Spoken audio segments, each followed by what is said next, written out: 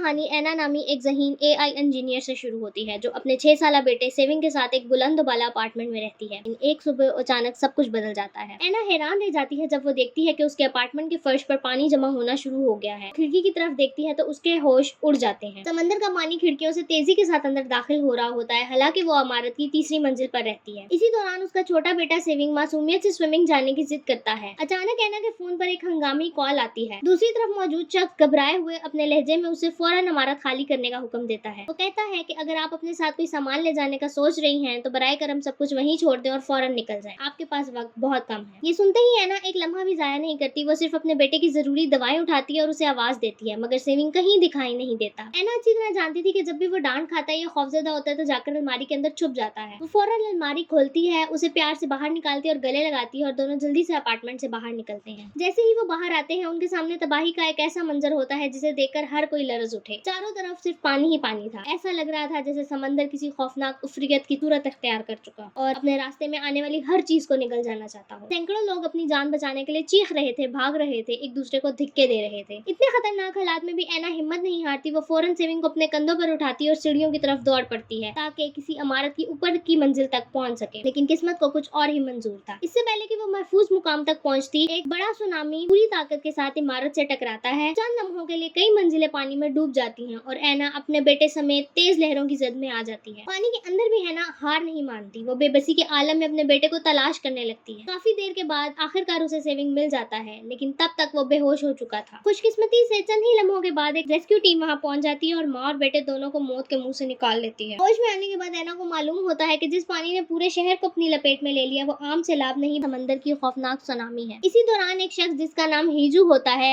ऐना को एक ऐसी हकीकत बताता है कि उसकी दुनिया ही बदल जाती है। वो बताता है कि एक बहुत बड़ा एस्टेरॉयड अंटार्कटिका से टकरा गया, जिसके नतीजे में वहां की बर्फ इंतहाई तेजी से पिघलने लगी है। इसी वजह से दुनिया भर में तबाहकुन सुनामी आ गई है और इंसानी तहजीब तकरीबन खत्म होने के दहाने पर पहुंच चुकी है। ये सब सुनकर ऐना हैरत से पूछती है, क्या साइंसदानों को इस खतरे का पहले से इल्म नहीं था? फिर वो घबराते हुए एक और सवाल करती है, अगर वाकई दुनिया खत्म होने वाली है तो फिर हम कहाँ जा रहे हैं? हेजू उसे देखकर कहता है, आप खुद को सिर्फ दारून कारपोरेशन की एक आम एआई इंजीनियर समझती हैं, लेकिन हकीकत इससे कहीं ज्यादा बड़ी है। आप और आपके बॉस एक ऐसे मंसूबे पर काम कर रहे हैं जो पूरी इंसानियत के लिए आखिरी उम्मीद बन चुका है। आप दोनों ने मिलकर एक जदीद एआई इमोशन इंजन तैयार किया था जो मसनूई इंसानों के अंदर हकीकी जज्बात पैदा कर सकता है। वो मजीद बताता है कि साइंसदान पहले ही मुकम्मल मसनूई इंसानी जिस्म तैयार कर चुके हैं। ये इंसानों की तरह चल सकते हैं, बात कर सकते हैं और हर काम अंजाम दे सकते हैं, लेकिन इनके अंदर मोहब्बत, हमदर्दी, खौफ, दुख या खुशी जैसे जज्बात मौजूद नहीं है। बदकिस्मती से ऐना का बॉस इस तबाही में लापता हो चुका था और गालिब इम्कान यही था कि वो हलाक हो गया है। अब पूरी दुनिया में सिर्फ ऐना ही वो वाहिद शख्स है जो इस नामुकम्मल मंसूबे को मुकम्मल कर सकती है। हीजू बताता है कि अगर इंसानियत वाकई खत्म हो गई तो मुस्तकबिल में उन्हीं मसनूई इंसानियों के जरिए नई तहजीब की बुनियाद रखी जाएगी, लेकिन ये तभी मुमकिन होगा जब उनके अंदर हकीकी इंसानी जज्बात पैदा किए जा सके। इसी मकसद के लिए इमारत की छत पर एक हेलीकॉप्टर भेजा गया है जो ऐना को महफूज मुकाम पर ले जाएगा ताकि वो एआई मोशन इंजन मुकम्मल कर सके। ये सुनकर ऐना शदीद ज़हनी दबाव का शिकार हो जाती है। एक तरफ पूरी दुनिया तबाह हो रही थी और दूसरी तरफ उसे बताया जा रहा था कि शायद पूरी इंसानियत की आखिरी उम्मीद सिर्फ वही है। ऐना अपने बेटे सेविंग को मजबूती से सीने से लगाते हुए गहरी सांस लेती है और हीजू के साथ इमारत की ऊपर की मंजिलों की तरफ बढ़ना शुरू कर देती है, क्योंकि उन्हें हर सूरत छत तक पहुंचना था जहां उनकी जिंदगी का अगला और सबसे खतरनाक इम्तिहान उनका इंतजार कर रहा था। ऐना, हीजू और सेविंग मुसलसल इमारत की ऊपर की मंजिलों की तरफ बढ़ रहे होते हैं क्योंकि उन्हें हर सूरत छत तक पहुंचना था। हर गुजरते लम्हे के साथ पानी की सतह बुलंद होती जा रही थी। रास्ते में अचानक सेविंग कहता है कि उसे वॉशरूम जाना है। मजबूरी में हीजू उन्हें एक खाली अपार्टमेंट के अंदर ले जाता है ताकि वो चंद लम्हों के लिए रुक सके। इसी दौरान ऐना हीजू का फोन लेकर अपनी माँ को कॉल करती है। उसकी आवाज में खौफ साफ साफ महसूस हो रहा था। वो जानना चाहती थी कि उसके वालिदैन महफूज हैं या नहीं।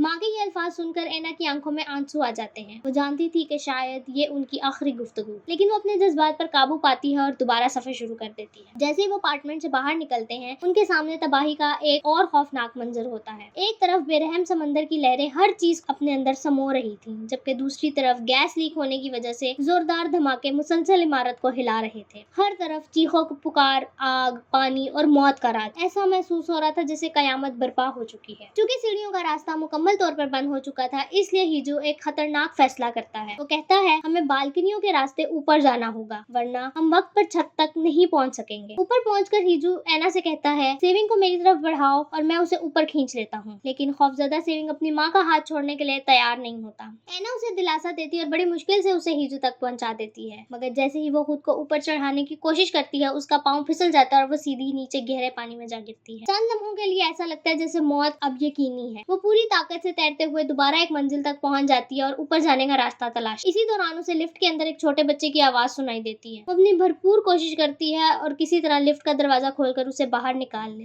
लेकिन किस्मत एक बार फिर उसका साथ नहीं देती। अचानक एक और ताकतवर सुनामी की लहर पूरी इमारत से टकराती है और उसकी तमाम कोशिशें नाकाम हो जाती। इस मंजर को देखकर ऐना को अपने माजी का सबसे दर्दनाक लम्हा याद आता है। सालों पहले उसके शौहर की गाड़ी भी पानी में डूब गई थी। इस दिन वो अपने बेटे सेविंग को तो बचा सकती थी, मगर अपने शौहर को अपनी आंखों के सामने मरते हुए देखने पर मजबूर हो गई थी। ये याद आज भी इसके दिल में ताजा जख्म की तरह मौजूद, इसलिए वो इस बार किसी भी कीमत पर अपने बेटे को खोना नहीं चाहती थी। आखिरकार ऐना कई मुश्किलात का सामना करते हुए 18वीं मंजिल तक पहुंच जाती है, जहाँ हीजू और सेविंग उसका इंतजार कर रहे होते हैं। लेकिन वहाँ पहुंचते ही उसको एक नई मुसीबत का सामना करना पड़ता है। हीजू बताता है कि सेविंग की तबीयत अचानक बहुत खराब हो गई है। ऐना घबरा जाती है क्योंकि सेविंग की दवाएं रास्ते में कहीं गुम हो चुकी थी, मगर वो हिम्मत नहीं हारती। वो आसपास मौजूद चंद तिबी सामान और खुराक का इस्तेमाल करते हुए आर्जी इलाज तैयार करती है और सेविंग को देती है। खुशकिस्मती से चंद ही लम्हों के बाद उसकी हालत संभलने लगती है और वो दोबारा होश में आ जाता है। कुछ देर बाद ऐना खिड़की के बाहर देखती है तो अचानक बादल छटने लगते हैं और सूरज की रोशनी नजर आने लगती है। वो खुशी से मुस्कुराते हुए कहती है, देखो धूप निकल आई है, शायद अब खतरा खत्म हो गया है। लेकिन हीजू खामोश खड़ा रहता है। चंद लम्हों के बाद वो ऐसी हकीकत बताता है जो ऐना के दिल को दोबारा तोड़ देती है। हीजू कहता है, मंसूबा बदल चुका है। खला में मौजूद रिसर्च सेंटर तक सिर्फ एक शख्स को लेकर जाया जा सकता है और वो सिर्फ तुम हो। सेविंग को हमारे साथ नहीं ले जाया जा सकता। ये सुनते ही ऐना के कदमों तले जमीन निकल जाती है। उसे फौरन एहसास होता है कि हीजू ने जानबूझकर उसे हकीकत छुपाई थी, क्योंकि अगर वो पहले जान जाती तो कभी उसके साथ ना आती। गुस्से और बेबसी में वो चीख उठती है, तुमने मुझसे झूठ बोला, तुम जानते थे कि मैं अपने बेटे को कभी नहीं छोड़ सकती। लेकिन हीजू के पास कोई जवाब नहीं था। इसी दौरान सूरज दोबारा गरूब हो जाता है और हर तरफ अंधेरा छा जाता है। चंद लम्हों बाद वो एक और खौफनाक मंजर देखते हैं। समंदर की एक बड़ी सुनामी की लहर पूरी रफ्तार से उनकी तरफ बढ़ रही होती है। तीनों अपनी जान बचाने के लिए पूरी ताकत से छत की तरफ दौड़ने लगते हैं। दौड़ते हुए सेविंग अपनी मासूम आवाज में अपनी माँ से पूछता है, मम्मी जब मेरी पैदाइश हुई थी क्या आपको भी इतना ही दर्द हुआ था? ये मासूम सवाल ऐना के दिल में तीर की तरह लगता है। वो अपने जज्बात पर काबू न रखते हुए रोने लगती है और हीजू के सामने हाथ जोड़कर इल्तिजा करती है, मैं तुम्हारी हर बात मान लूंगी, लेकिन सेविंग को मेरे साथ रहने दो। मगर हीजू बेबसी से सिर्फ इतना कहता है, मेरे हाथ में कुछ नहीं है, मैं सिर्फ एक कमात पर अमल कर रहा हूँ। आखिरकार वो तीनों इमारत की छत पर पहुंच जाते हैं, जहाँ रेस्क्यू टीम पहले से मौजूद होती है। लेकिन जैसे ही ऐना वहाँ पहुंचती है उसे एहसास होता है कि उसके साथ बहुत बड़ा फ्रॉड किया गया है। रेस्क्यू टीम जबरदस्ती सेविंग को उससे अलग कर देती है। रेस्क्यू टीम के 2 एहलकार हीजू को गोली मार देते हैं और उसके बाद टीम का लीडर हुक्म देता है, ऐना के अलावा मौजूद यहाँ हर शख्स को खत्म कर दो। ये सुनकर ऐना को एहसास हो जाता है कि ये सिर्फ रेस्क्यू मिशन नहीं था, बल्कि इसके पीछे कोई बहुत बड़ा राज छुपा हुआ है। वो आखिरी बार अपने बेटे को सीने से लगाती है, उसके माथे को चूमती और बेबसी के साथ देखती रह जाती है। इसी लम्हे में कहानी एक ऐसे हैरान कुन मोड़ पर पहुंचती है जहाँ हकीकत और फरेब के दरमियान मौजूद तमाम हदें टूटने वाली थी। जैसे ही ऐना को हेलीकॉप्टर के जरिए महफूज मुकाम पर ले जाया जा रहा होता है, दूसरी तरफ पूरा शहर सुनामी की खौफनाक लहरों में डूब रहा होता है। ऐसे लगता है कि अब सब कुछ खत्म हो चुका है, लेकिन अचानक फिल्म में एक ऐसा ट्विस्ट आता है जो पूरी कहानी का रुख बदल देता है। ऐना अचानक अपनी आंखें खोलती है और वो खुद को दोबारा अपने ही अपार्टमेंट में पाती है। बाहर का मंजर बिल्कुल वैसा ही था जैसा फिल्म के आगाज में था। पानी एक बार फिर खिड़कियों से अंदर आ रहा था, फर्श डूब रहा था और हर चीज दोबारा शुरू हो चुकी थी। पहले तो ऐना को यकीन नहीं आता, लेकिन चंद लम्हों के बाद उसे एहसास होता है कि उसे गुज़िश्ता तमाम वाकयात वाज़ेह तौर पर याद हैं। गोया वक्त एक बार फिर शुरू हो गया था। इस बार ऐना एक लम्हा भी जाया नहीं करती। वो फौरन सेविंग को तलाश करती है, उसे गले लगाती है और कहती है, आज के बाद मेरी बात मानना और अगर कोई भी तुम्हें मुझसे अलग करने की कोशिश करे तो हरगिज उसके साथ मत जाना। सेविंग हैरानी से अपनी माँ की तरफ देखता है और अजीब सा सवाल पूछता, मम्मी मेरी उम्र कई दिनों से सिर्फ 6 साल ही क्यों है? मैं बड़ा क्यों नहीं हो रहा? ये सवाल सुनकर ऐना चंद लम्हों के लिए खामोश हो जाती है। वो फौरन सेविंग को लेकर इमारत की छत की तरफ रवाना हो जाती है। रास्ते में एक बार फिर हीजू इनके सामने आता है, लेकिन इस बार ऐना जानबूझकर उसे नजरअंदाज करती है, क्योंकि वो गुज़िश्ता तमाम वाकयात को याद रखे हुए थी और इस बार अब वो उस पर भरोसा नहीं करती। लेकिन किस्मत एक बार फिर उनका रास्ता रोक देती है। अचानक एक और व्हीकल सुनामी पूरी ताकत से इमारत से टकराती है और दोनों दोबारा पानी में बह जाते हैं। काफी देर बाद ऐना पानी से बाहर निकलने में कामयाब हो जाती है, मगर सेविंग कहीं दिखाई नहीं देता। वो पागलों की तरह हर तरफ अपने बेटे को तलाश करने लगती है। इसी दौरान एक तैरती हुई गाड़ी तेजी से आकर उसे टक्कर मारती है। ऐना शदीद जख्मी हो जाती है, लेकिन ऐन वक्त पर हीजू दोबारा आकर उसकी जान बचा लेता है। इसी लम्हे ऐना एक अजीब चीज नोटिस करती है। उसके टी शर्ट पर लिखा हुआ नंबर बदल चुका होता। पहली बार उस पर 497 लिखा था, लेकिन अब वो बदलकर 787 हो गया था। ये सिर्फ एक नंबर नहीं था, बल्कि इस बात का इशारा था कि हर बार वक्त रीसेट होने पर एक नया मरहला मरहला शुरू हो रहा है। हीजो से यकीन दिलाने की कोशिश करता है कि सेविंग ऊपर वाली मंजिल पर महफूज रहेगा। वो खुद अपने बेटे को तलाश करने निकल पड़ती है। तलाश के दौरान एक जोरदार धमाका होता है। गैस लीक होने की वजह से पूरी इमारत हिल जाती है और एना दोबारा जख्मी हो जाती है। वो दोबारा पानी में छलांग लगा देती है और सेविंग को ढूंढने लगती है। इसी दौरान वो एक मर्तबा फिर उसी लिफ्ट के सामने पहुंचती है जहाँ पहले भी एक मासूम बच्ची फंसी हुई थी। अब एना को एहसास होता है कि ये मंजर वो पहले भी देख चुकी है। पिछली बार वो इस बच्ची को नहीं बचा सकी थी। इस बार वो पूरी ताकत लगा देती है मगर बदकिस्मती से फिर नाकाम रहती है। अचानक पानी का दबाव बढ़ जाता है और एना खुद भी डूबने लगती है। लेकिन जैसे ही सब कुछ खत्म होने वाला होता है वक्त एक मर्तबा फिर रीसेट हो जाता है। अब एना दोबारा उसी लिफ्ट के सामने खड़ी थी मगर इस बार उसकी टी शर्ट पर 4007 लिखा होता है। ये देखकर वाजे हो जाता है कि वो ये दिन हजारों बार जी चुकी है। हर बार वो अपने बेटे को बचाने की कोशिश करती है मगर हर मर्तबा नाकाम रहती है। इस बार एना पहले से ज्यादा मोहतात होती है। वो पूरी मंसूबाबंदी के साथ लिफ्ट का दरवाजा खोलने में कामयाब होती है और आखिरकार उस बच्ची को जिंदा बाहर निकाल लेती है। बच्ची को बचाने के बाद वो उसे एक बुजुर्ग मियां बीवी के हवाले कर देती है जो दरअसल उसके दादा दादी होते हैं। एना खुद हैरान रह जाती है कि उसे ये सब पहले से कैसे मालूम था। फिर वो बच्ची से पूछती है, क्या तुमने मेरे बेटे सेविंग को कहीं देखा है? बच्ची जवाब देती है, जब मैं लिफ्ट में फंसी हुई थी तो मैंने 2 आदमियों को सेविंग से बात करते हुए सुना था। ये सुनते ही एना फौरन उन आदमियों की तलाश में निकल पड़ती है। कुछ देर बाद उसे वही 2 चोर दोबारा मिल जाते हैं जिन्हें वो पहले भी कई बार देख चुकी थी। इसी दौरान हीजू भी वहाँ पहुँच जाता है और दोनों मुजरिमों को काबू में कर लेता है। जब इनसे सेविंग के बारे में पूछा जाता है तो वो कहते हैं, हमने उस बच्चे को जरूर देखा था लेकिन हमने उसे कोई नुकसान नहीं पहुंचाया। गुस्से में आकर हीजू दोनों को पानी में धिक्का दे देता है। इसके बाद एना दोबारा अपने बेटे की तलाश शुरू कर देती है लेकिन हीजू इसे रोकते हुए कहता है, चंद ही लम्हों में रेस्क्यू टीम यहाँ पहुँचने वाली है और वो तुम्हारे बेटे को ढूंढ लेगी। मगर एना इसकी बात मानने से इनकार कर देती है। वो कहती है, हर बार मैं दूसरों पर भरोसा करती रही और हर बार अपना बेटा खो बैठी। इस बार मैं उसे खुद तलाश करूंगी। ये सुनकर हीजू पहली बार हैरान रह जाता है। उसे महसूस होता है कि एना ऐसे बात कर रही है जैसे वो उसे बरसों से जानती हो। फिर एना एक दीवार पर मखसूस निशान बनाने लगती है ताकि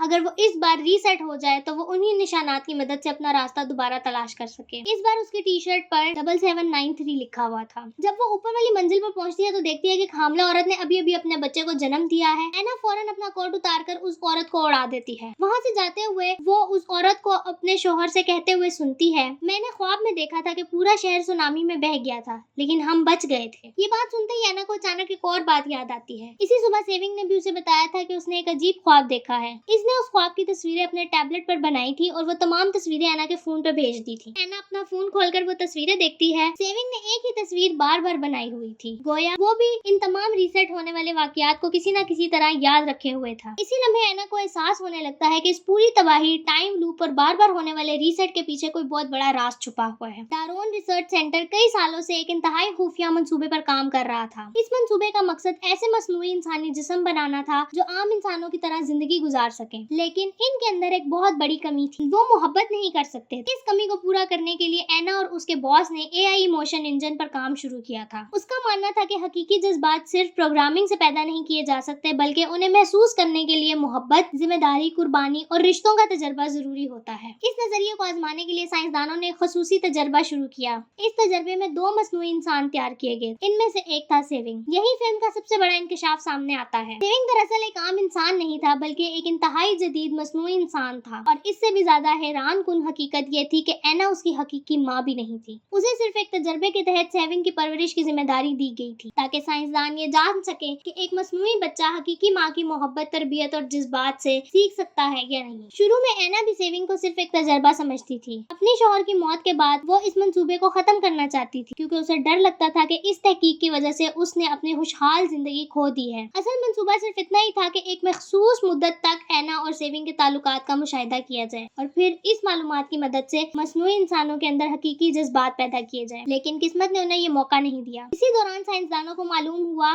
कि एक एस्टेरॉइड जमीन से टकराने वाला है। इंसानी तहजीब तकरीबन खत्म होने वाली थी, वक्त बहुत कम था, इसलिए रिसर्च टीम एना को बचाने के लिए और उसकी तहकीक महफूज करने के लिए पहुंची। मगर रास्ते में इनका खलाई जहाज शाबिया के टुकड़ों से टकरा कर तबाह हो गया। एना शदीद जख्मी हो गई और उसकी जिंदगी खत्म होने के करीब पहुंच गई। इसने ऐसा फैसला किया जिसने पूरी इंसानियत इंसानियत का मुस्तकबिल बदल दिया। उसने अपनी मर्जी से इस तजर्बे का हिस्सा बनने की रजामंदी जाहिर कर दी। साइंसदानों ने उसकी पूरी यादाश्त, शऊर और शख्सियत को एक जदीद AI सिस्टम में मुंतकिल कर दिया। इसके बाद एना एक ऐसे वर्चुअल तजर्बे में दाखिल हो गई जहाँ वो बार बार इसी दिन को जीने लगी। हर बार सिस्टम रीसेट हो जाता, हर बार वो अपने बेटे को बचाने की कोशिश करती और हर बार वो नाकाम हो जाती। शुरू में वो सिर्फ अपनी जिम्मेदारी पूरी कर रही थी, लेकिन हजारों बार यही दिन दोहराते दोहराते उसके अंदर सेविंग के लिए हकीकी माँ जैसी मोहब्बत पैदा हो गई। अब वो उसे सिर्फ एक तजर्बा या मसनूई इंसान नहीं समझती थी, बल्कि अपनी हकीकी औलाद मानती थी। दूसरी तरफ हिजू को भी आहिस्ता आहिस्ता पूरी हकीकत मालूम हो जाती है। वो समझ जाता है कि एना सिर्फ एक मशीन के प्रोग्राम पर अमल नहीं कर रही, बल्कि उसके जज्बात वाकई बदल चुके हैं। वो पहले वाले रास्ते की बजाय एक मुख्तलिफ रास्ता इख्तियार करते हैं। बड़ी मुश्किलों के बाद एना आखिरकार अकेले इमारत की 30वीं मंजिल पर पहुंचने में कामयाब हो जाती है। वहाँ इसे एक पुरानी अलमारी दिखाई देती है। धड़कते दिल के साथ जैसे ही वो अलमारी का दरवाजा खोलती है, उसकी आंखों में खुशी के आंसू आ जाते हैं। सेविंग वहीं खामोशी से उसका इंतजार कर रहा होता है। एना उसे फौरन गले लगाती है और रोते हुए कहती है, मुझे माफ कर दो, मैं हर बार तुम्हें छोड़कर चली जाती थी। सेविंग मुस्कुराते हुए जवाब देता है, आपने मुझे कभी नहीं छोड़ा। वो कहता है, पहली बार जब आप हेलीकॉप्टर में जा रही थी तो आपने मेरे कान में कहा था उस अलमारी में छुप जाना और मेरा इंतजार करना। इसलिए जब भी सब कुछ दोबारा शुरू होता था, मैं हर बार यहीं आ जाता था, क्योंकि मुझे यकीन था कि आप जरूर वापस आएंगी। ये सुनकर एना की आंखों में आंसू बहने लगते हैं। इसी दौरान सिक्योरिटी टीम वहाँ पहुंच जाती है, जबकि दूसरी तरफ एक और द्विहैकल सुनामी की लहर पूरी रफ्तार से उनकी तरफ बढ़ रही होती है। एना फौरन सेविंग से कहती है, पानी में छलांग लगा दो, मैं तुम्हारे पीछे आ रही हूँ। सेविंग पानी में कूद जाता है, जबकि एना सिक्योरिटी टीम का सामना करती है। वो पूरी ताकत से लड़ती है ताकि अपने बेटे को फरार होने का मौका दे सके। काफी देर तक मुकाबला करने के बाद वो भी सुनामी की लहरों में छलांग लगा देती है। फिल्म अपने आखिरी और सबसे जज्बाती लम्हे में ये बात साबित करती है कि हकीकी माँ सिर्फ वो नहीं होती जो बच्चे को जन्म देती है, बल्कि वो होती है जो उसके लिए हर कुर्बानी देने को तैयार। अगरचे सेविंग एक मसनूई इंसान था, लेकिन एना के अंदर पैदा होने वाली बेलौस मोहब्बत, एहसार और कुर्बानी से उसने उसे हकीकी माँ बना दिया। इसी लम्हे AI इमोशन इंजन कामयाबी के साथ मुकम्मल हो जाता है, क्योंकि साइंसदानों को आखिरकार वो चीज मिल जाती है जिसे वो बरसों से तलाश कर रहे थे, हकीकी इंसानी जज्बात। फिल्म हमें ये सबक देती है कि इंसान होने का ताल्लुक सिर्फ जिस्म, खून या पैदाइश से नहीं होता। इंसान वो होता है जो मोहब्बत करना जानता हो,